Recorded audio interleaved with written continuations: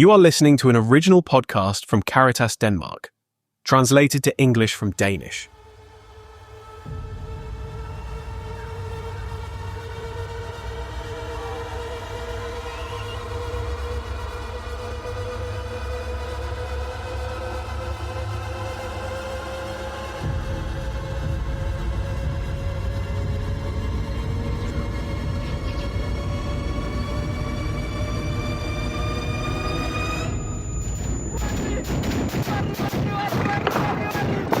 Tonight, the East African nation of Sudan smoldering in chaos. The African nation of Sudan is in turmoil tonight with innocent civilians, the victims of a dangerous power struggle between two rival generals. A deadly coup killing at least 25 and injuring hundreds. And the Sudanese Air Force called on citizens to stay indoors. This brutal escalation of violence broke out early Saturday at a military base in the capital and then spread to the presidential palace.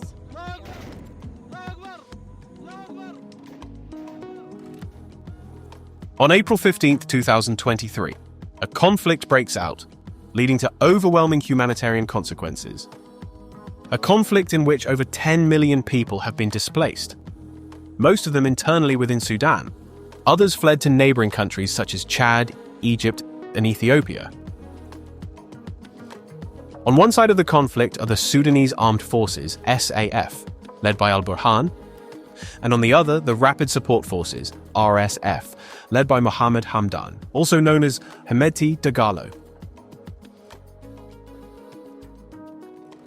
I don't think anyone was prepared. I mean, from what I've seen, even the big, delegations, diplomatic delegations, they weren't even prepared. How did it get to this point? And why were people so unprepared? That's what we'll explain in this episode. An episode created in collaboration between Caritas Denmark, ADRA, and Doctors Without Borders. And let me add that this podcast is published by Caritas Denmark with support from Danida, Denmark's development cooperation. One more thing before we dive in.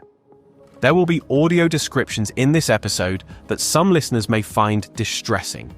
But to truly start the story, to understand what went wrong, we're rewinding. Sure. Before the 5th of April, 2023. So I'm Maysa. I'm originally actually from Yemen, and I started working in Sudan 2019. Let's rewind 5 years. To 2019. That was when I was assigned a post in Sudan, where Maysa Alaqil from the humanitarian organization ADRA Sudan travels from Yemen to Sudan to work.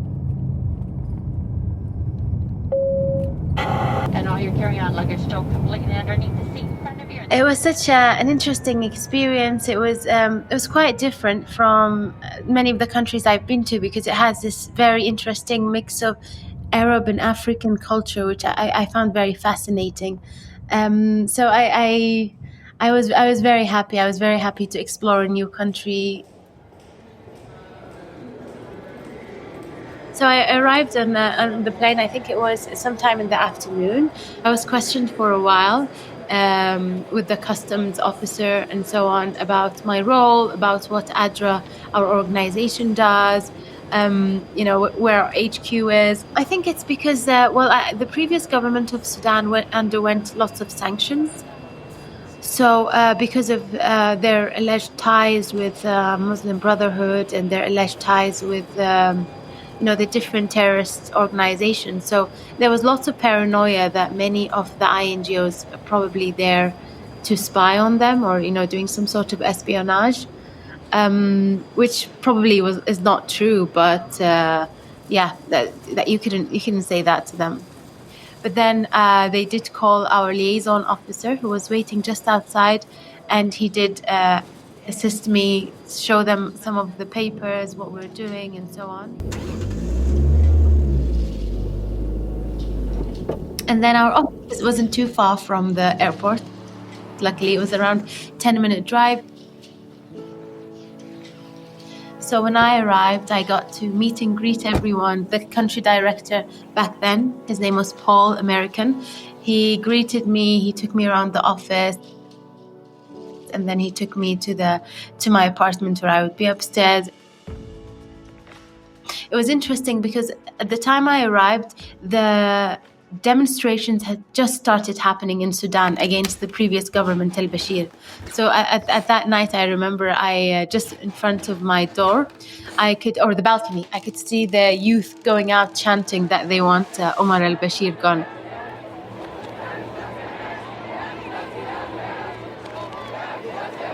From her balcony, Maysa hears the young people in the streets protesting against the president and his government. Although she's only been in Sudan for a few hours, everyone she's met has been extremely welcoming, perhaps with the exception of a couple of suspicious customs officers. But as she stands there on the balcony, breathing in the night air deeply, she reflects on how the Sudanese people are kind and warm, yet clearly dissatisfied with the state of affairs. The days pass, and Maysa quickly settles in. She falls in love with the city, the country, and its people. She learns that the youth are unhappy with the rising prices of everything, from grain to bread. Their protests become a steady background hum each evening as she steps out onto her balcony to process the day's impressions. As days turn into weeks and weeks into months, the hum of the demonstrations grows louder. From her balcony, Maysa watches as more and more young people take to the streets, their voices slowly overtaking the city's other sounds. It was interesting because the demonstrations, I think they started end of November. And it was interesting because it came to be because of the increase in the price of bread. That's why they used to call it the bread revolution, because the bread or the wheat is subsidized. But then that subsidy kind of like decreased because of the government deficit. So the price of bread increased. And there were always really long lines for bread. So people started demonstrating. And it started with the youth who are very unhappy with the government, the direction the government took. And that was in December. And I remember that they became a bit more violent. Like I remember sometime in January, February, you can even hear the rubber bullets. You can hear the shooting on the youth, then the tear gas. Towards March, it started becoming increasingly violent.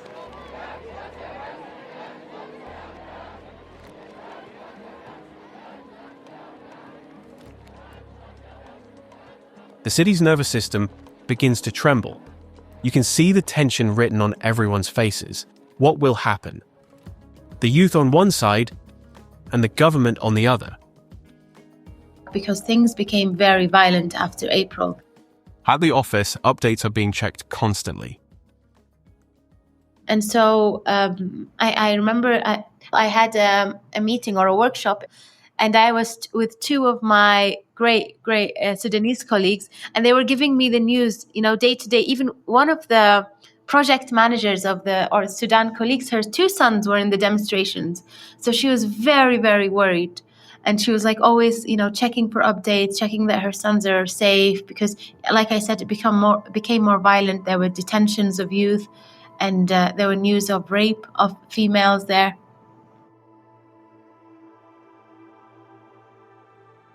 So, and then I remember she barged into the room and said, "Maysa, al-Bashir, he's gone down, he fell."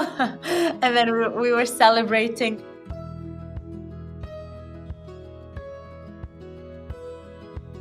After nearly 6 months of protests, Sudan's president steps down after 30 years in power. But the joy is short-lived. The protests continue. Because, even though the president is gone, it's still the same powerful government holding onto power. And that government is growing quite tired of listening to the demonstrators. By the end of Ramadan, I think that was in June 2019, that's when the major break-in into the demonstrators, because the demonstrators were not happy that it's just al-Bashir that was gone. They thought that that's just one person. We need the whole, the government to leave, or the whole party. So what happened back then was that the RSF broke into the demonstrators, and I think things got really bad. It was a huge kind of massacre of all those youth, and we were asked not to. The city streets are ablaze, and it becomes too dangerous for an NGO to remain in Sudan's capital, so our security officer, he called me and he's like, I think you and the other expats need to leave because I think things are going to get pretty violent. Maysa flies to safety. From a neighboring country, she hears how the violence between the rebels and the military escalates. All internet was cut off. All phone calls were cut off. There was no power. There was a power outage for like a whole month. It's a bit wild and scary. But yeah, I always like to think of things, even during this current conflict, as an experience, that it's good to be lived. So you can actually, when you're helping people, you actually have some sort of empathy, and you relate back to something. Maysa struggles to get in touch with her Sudanese colleagues. But after about a month, she gets the green light to return to Khartoum. Fortunately, we do have generators in our offices as backup generators, and that helped us, but you couldn't have them on all the time because June and July are the hottest months in Sudan. Like the power is off and it goes up to 45, 43 degrees Celsius. So that was the most challenging part, to be honest, because before I got back, I had already known that, I'm going to definitely need to bring my, torches, power banks, and so on. So I came prepared, let's put it that way. But I felt bad for the people, for the hospitals, for the staff themselves, because, they have to come to work, imagine, every morning. And then they have to go back home with no power, with their own struggles just to get, if they have a backup generator or something, to get diesel. It was a very difficult situation. In the evenings, Maysa steps out onto her balcony, where she can look out over a dark city filled with the sounds of clashes and demonstrations. By day, she works as best as she can, dreaming of a time when things might return to some semblance of normalcy. I remember the water wasn't working that day, so we couldn't even shower. So we decided that to go to this famous restaurant in Sudan. Just all of us, and we're like, okay, let's go. I think I had with me this American girl who was also with us interning, and this other also Yemeni finance person and Sudanese girl. And we're like, okay, we're so bored. It's 8 p.m. Let's go.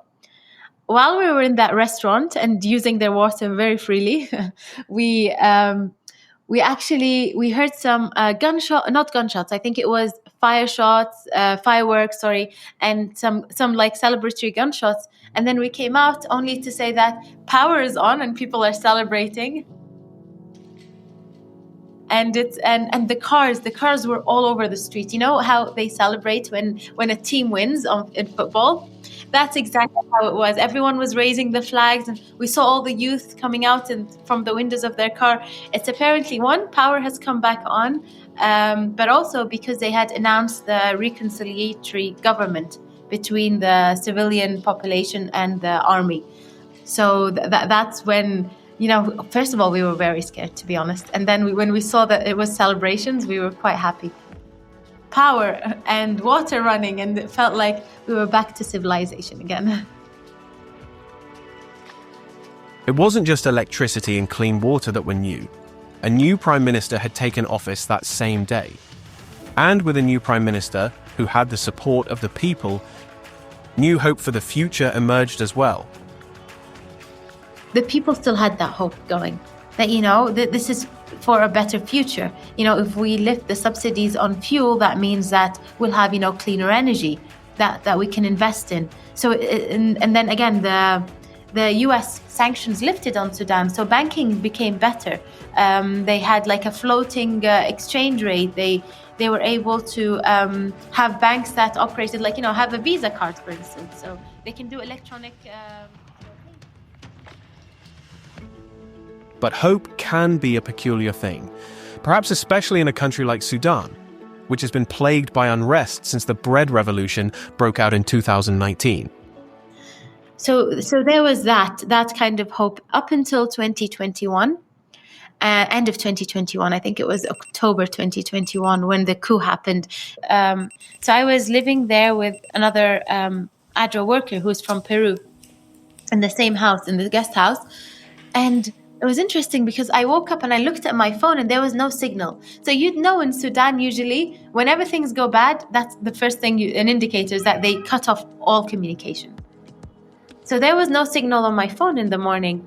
And I was like, okay. And then I was going downstairs because, like I said, in the first and second floor of our apartment are the offices. And then I could hear that no one was there in the office. It's like it was so quiet. And usually by 8 p.m., everyone's in the office. And there was no one there. But then I went downstairs and I could hear like a TV channel on like full volume. And I was like, oh, what's going on? And they're like, yeah, there's been a coup this morning. The army has and the RSF have detained the prime minister and his family and all the cabinet. On October 25th, 2021, General Abdel Fattah al-Burhan grew so fed up with the transitional government that he decided to stage a military coup. We went out. People were the youth, because obviously they weren't happy with this coup. They were with the previous government. They were burning tires. And I think that's when things started to change.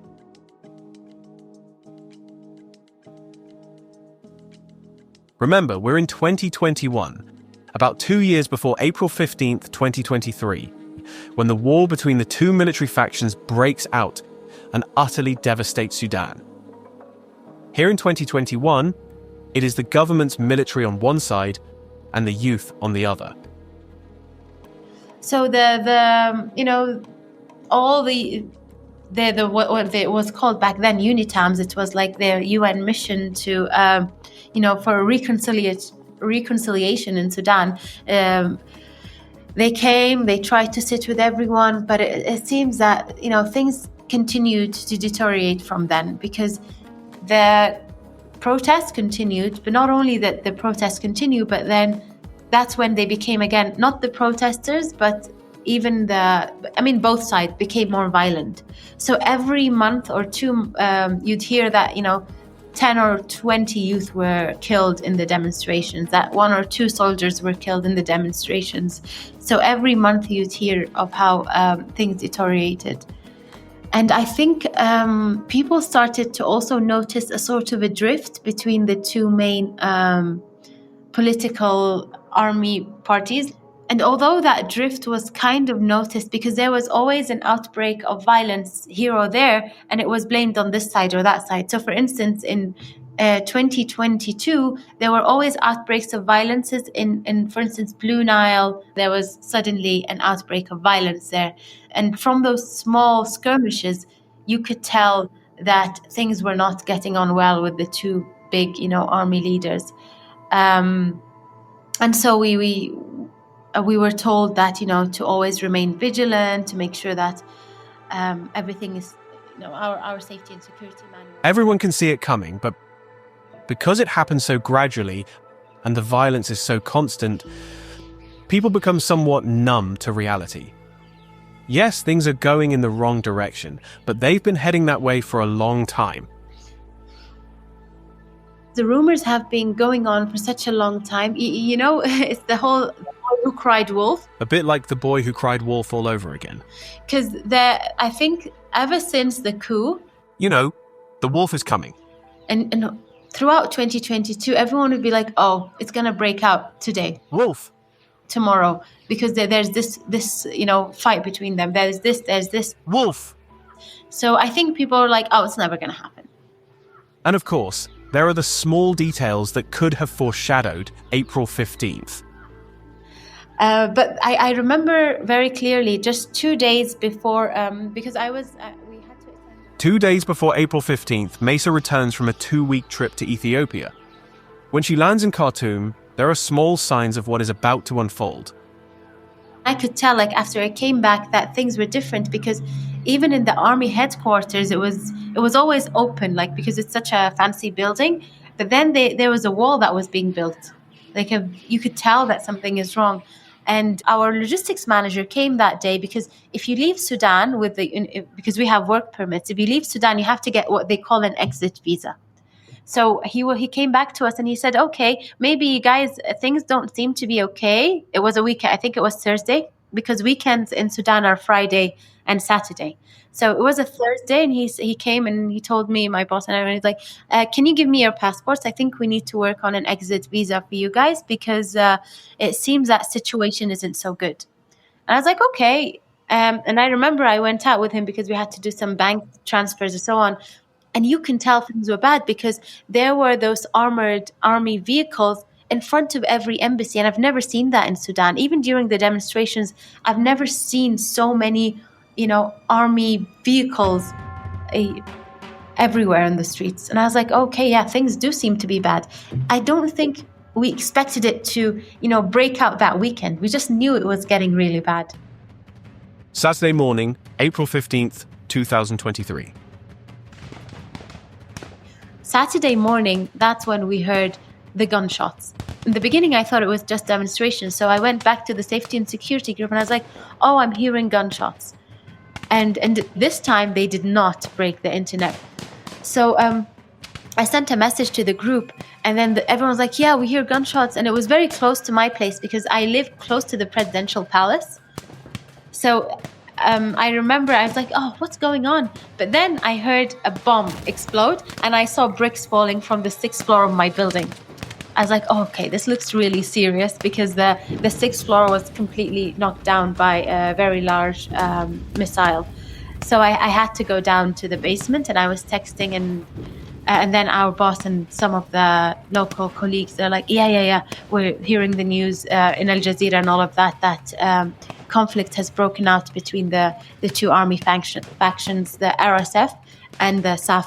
And apparently what is quoted is that SAF, as part of the UNITAM's agreement, the army wanted to bring RSF under its wing so that they can have a national common army where the Sudanese army forces are controlling the RSF, and that would just be a faction to the army.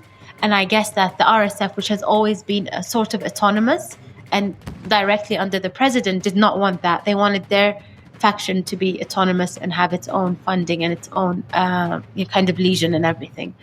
So that was what was quoted. But also there have been rumors that there was an attempted assassination on the RSF and there was this and that, but you can never verify. We were very unfortunate because we live next to the presidential palace. Power never went off, although it went off across Khartoum, but it never went off where we live. So I went upstairs, updated obviously the Martin, my boss, who's the safety and security focal point, let him know that everything is okay. We're just in the bunker. Checked on him because he was also close to the airport, and he told me that he could actually see the missiles going to the airport because the airport was the first place that was taken over by the RSF. So he actually saw, and one of our colleagues who's Rwandese and lives also close to the airport actually saw the planes burning at the airport.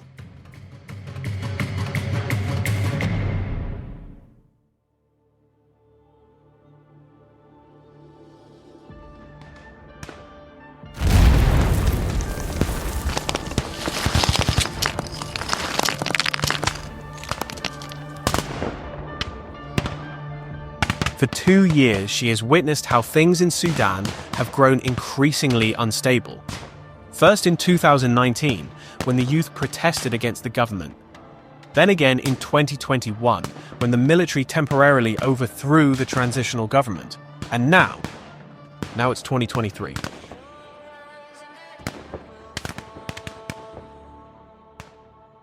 So the evacuation was quite a story in itself because I don't think anyone was prepared. Even the US embassy, everyone was sharing information on how the evacuation would look like. Everyone flees the city in panic. Even the convoy for the US ambassador was hit while he was traveling. Diplomats, ambassadors, foreigners, aid workers, civilians. So I don't think anyone was really prepared for how we can evacuate. Everyone is trying to escape the heavy artillery and street battles in Sudan's capital, Khartoum. And the tricky thing about this war is that I don't think they had lots of respect in both parties towards women. Obviously, you heard of all the rape that was happening. Even some of the expats told us some very, very alarming stories of how they treated female. Like we had an American female that was very badly treated. They had no respect for the international community, for diplomats, and so on. So it wasn't reassuring that I was traveling and driving the company car. But luckily, one of the very, very heroics, and I have to say that the staff in Sudan are amazing. He's like, you know what, just meet me at this point and then I will ride with you, so in case there's something. And I have to mention his name. His name is Najmuddin. Great guy, great youth. He met me at a certain point. He's like, okay, I'll just meet you at a certain point so we can maneuver the side streets, which I didn't know much about. So we met at a certain point, and it was like 15 minutes away from our office. And we drove for 15 minutes, going through all the checkpoints. He helped me to go through that. After being trapped downtown, Maysa manages to reach a checkpoint where all the international NGOs are gathering. The plan from here to get out of Sudan as quickly as possible. Which is like, it's not too far, but you have to go slow because you have to be vigilant. We went there with our bags. There was lots of confusion because people didn't know what was going on. We didn't know where we would be evacuated, where we were going. But the plan was that there would be, we would rent buses. Each INGO would rent a bus, and we would have all our expats and all our staff that we wanted to evacuate there. And then we would go to Port Sudan, and from Port Sudan, there would be a ship or a vessel that will take us to Jeddah and then to Nairobi. That was the plan. We just didn't know how, when, or where. And then we waited there all night. We slept at the UNICEF office. Early in the morning, we woke up and we were told the buses are coming, and that the UN was able to actually get a sort of agreement between the two fighting parties to actually accompany us. So we even saw that through the buses. We got the buses got there at around 8 a.m. We were put on the buses, and we could... For 4 years, Maysa has worked and lived in Khartoum. From the bus, she sees the restaurant she once knew but can no longer recognize. She sees apartment blocks in ruins, where friends and colleagues once lived. Nearly everywhere there was a fire. And I don't think I've ever seen... And again, I've been to Yemen, and I haven't seen images like that. Like, the whole city was really burning and destroyed, which was very unfortunate because, we have some very fond memories in those areas, in those places in Khartoum. I would like to say it was like a movie, but it was like a movie. You would see army everywhere. You would see things burning everywhere you go, yeah. Slowly and with difficulty, the buses make their way through what was once Sudan's bustling capital. We could see that, up until a certain point, the RSF soldiers were traveling, and then they handed us over to where the staff authorities were, and then we moved. But that whole trip, we had to refuel. It took us 38 hours traveling to get to Port Sudan. While the international aid workers head toward Port Sudan in the east, local Sudanese take other routes out of Khartoum. Some flee north along the Nile, but with the war close behind, they are forced to keep moving. And so it goes. The war spreads like an echo, like ripples in water. And with the war come the atrocities. Yeah, the conflict is still ongoing, and that's it. I would say everyone I know who lived in Khartoum is out of Khartoum, the city, the capital. And many of them right now are I'm talking about our staff, those that I know very closely and love dearly. This is their second or third displacement because many of them went to Medani. And then Medani, which is Al Jazeera or another state, was taken over by RSF, so they had to flee again. So many of them, this is their second or third displacement, and now they're under threat in Blue Nile. The people are really suffering. You can imagine, as soon as RSF took over, the prisons were open, and so there was lots of looting. The first thing I heard about my apartment, it was fully looted. Everyone's belongings were looted. I was talking to one of the staff and I was like, oh, I hope Khartoum becomes better and you can go back. She's like, yeah, we will go back. But do you believe it or not that we'll have nothing? Our life savings were in those houses. They looted everything. But not only that, many of those going back, they find dead bodies in their houses. So they're like, there's Khartoum is right now, and especially the areas that cannot be freed, they're kind of like graveyards.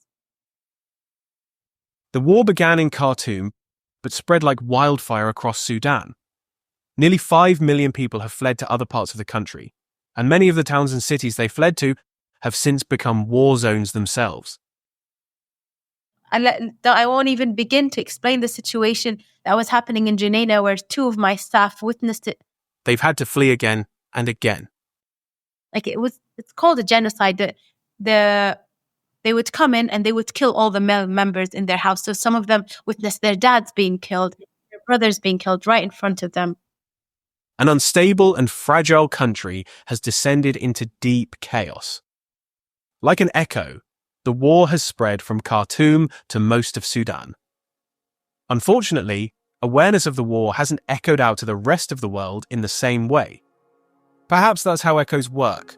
They fade away, change pitch. But listen closely and stay curious. Because the stories you hear from the wider world can be both hopeful tales and dark tragedies. And if you listen closely and refuse to stay silent, yes, you can. You can amplify the story. And who knows, maybe others will hear about the conflict. And just like that, you've helped bring attention to people who are just like you and me, but who, by sheer chance, live in the wrong place at the wrong time. And one can hope that greater attention might lead to more tangible help. So listen carefully when you hear a faint echo, a cry for help.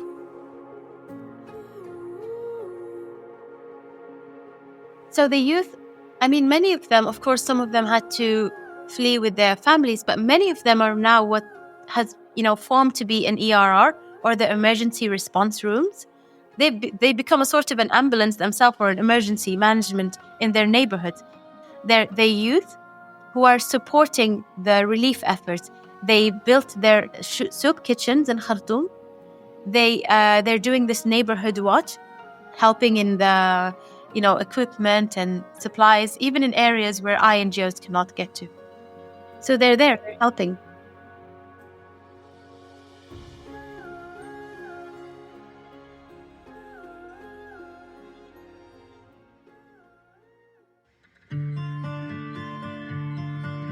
Thank you for your time, and thank you for listening.